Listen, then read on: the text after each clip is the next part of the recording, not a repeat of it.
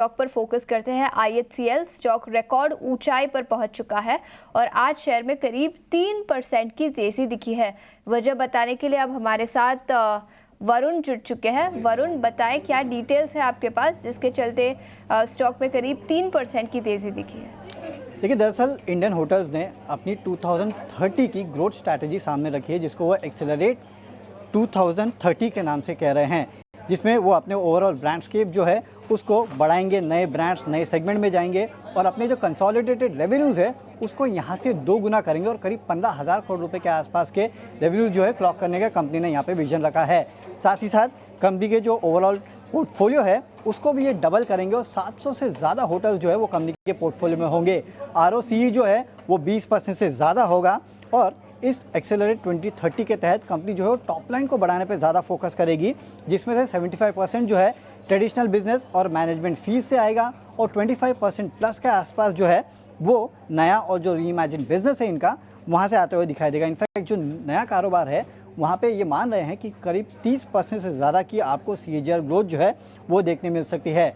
Management fees जो है वो भी 2030 तक 1000 करोड़ के ऊपर निकलने का यह अनुमान लगा रहे हैं। जो कैपिटल आउटले यानी कि जो केपेक्स होगा अगले 5 साल में 5000 करोड़ से ज़्यादा का होने वाला है। डिविडेंड पॉलिसी जो है वो अभी भी इस कंपनी की इंटैक्ट है। कंपनी जो है इंडस्ट्री लीडिंग ग्रोथ डिलीवर करेगी, इंडस्ट्री लीडिंग मार्जिन्स और ROI डिलीवर करेगी और कंपनी कैश पॉजिटिव रहेगी, ये भी इनका कहना है। तो कंपनी ने जो अपना विजन 2030 या फिर एक्सेलरेट 2030 का प्लान सामने रखा है उसके तहत ही आप देख रहे हैं कि स्टॉक में इस तरह की तेज़ी है।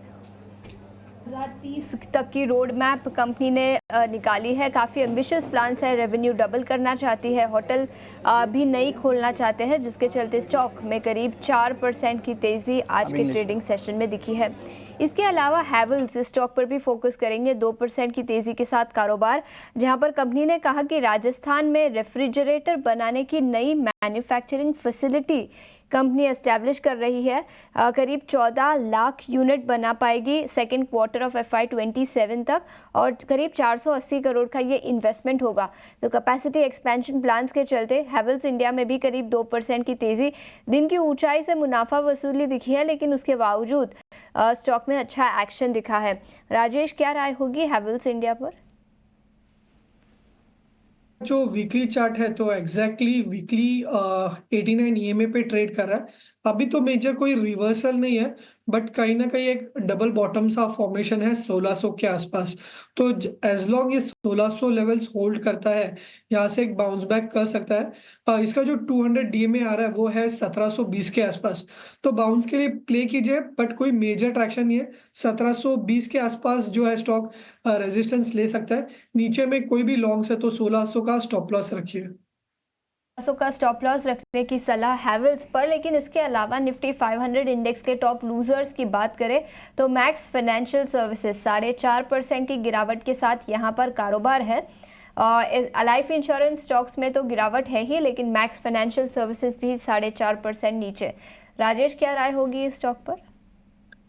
देखिए, स्टॉक में आज काफी ज्यादा वीकनेस है और 4% डाउन के साथ जो रिसेंट लोस थे उसको ब्रीच करा है। 1200 का जो सपोर्ट था उसको ब्रेक करा है एंड इसके साथ वो 50-डे EMA को भी ब्रेक करा है।